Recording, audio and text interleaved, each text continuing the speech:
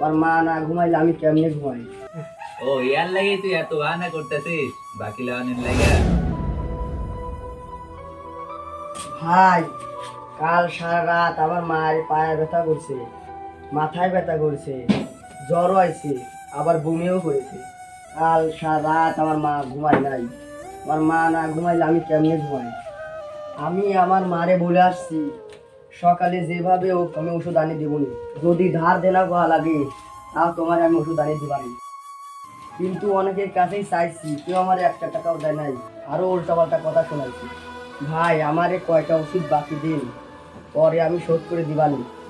ও ইয়ার লাগে তুই এত বাহানা করতেছিস বাকি লাগানোর লাগে? বাহানা না ভাই, সত্য কথা। কারো মাকে নিয়ে কেউ মিথ্যা কথা বলে? আমার মা এই অসুস্থ দেখেই তো আমি ওষুধ নিতে আইছি। তুই যে তোর মার জন্য ওষুধ দিচ্ছিস তার গ্যারান্টি কি? ও ভাই, চালের দোকান থেকে নাই চাল নিয়ে খাওয়া ফেললাম, মাছ ডিম খেয়ে ফেললাম, কিন্তু সুস্থ মানুষ ওষুধ কিভাবে খাবো? ওই তুই কি জানিস না একটা মাত্র দোকানে বাকির ব্যবসা হয় না, আর সেটা হলো ওষুধের দোকান। আর ওষুধের দোকানের সিস্টেমটা হলো টাকা আছে ওষুধ আছে, টাকা নাই ওষুধ নাই। এতে কে বাঁচলো আর কে মরলো এটা আমার দেখার সময় নাই। তোদের মতো কাস্টমারের জন্য দয়া দেখাতে হলে আমাদের বাটি নিয়ে ফুটপাতে বসতে হইব। ও ভাই, আমার মারা অসুস্থ আছে, আমার অপেক্ষায় আছে, আমি ওষুধ নিয়ে যাব।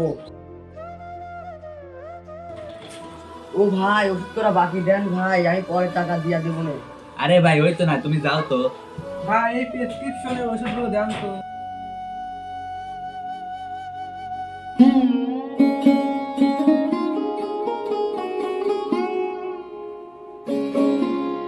হালার পোহালা আইসে ধান্দা মারাইতে, এমনি বেচা কিনা নাই।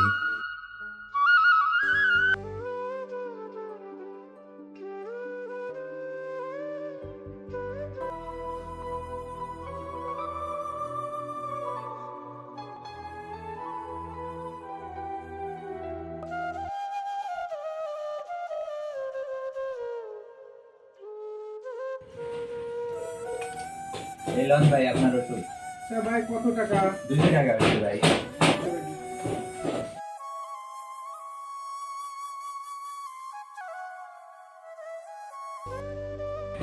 এই যে ভাই আপনার 200 টাকা নেন।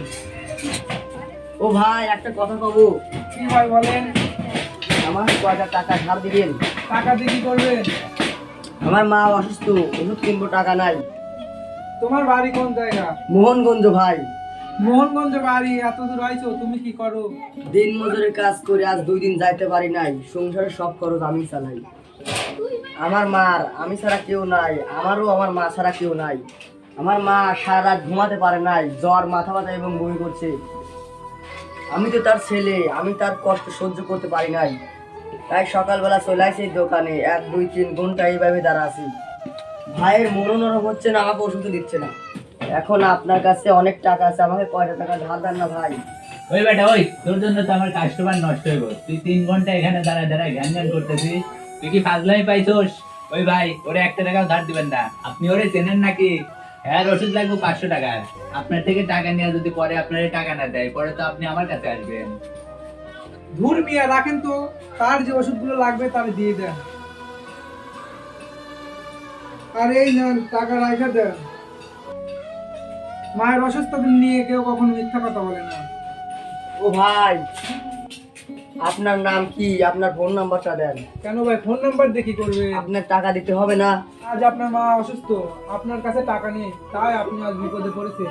এমন বিপদে আমিও তো পড়তে পারতাম, তাই আমার যতটুকু করণীয় মানুষ হিসেবে ততটুকুই করলাম। আপনি ওষুধগুলো নিয়ে আপনার মায়ের কাছে যান। আসলে ওষুধ কেনার টাকা সবার কাছেই থাকে, তবে কিছু লোকের কাছে এই টাকাই থাকে না।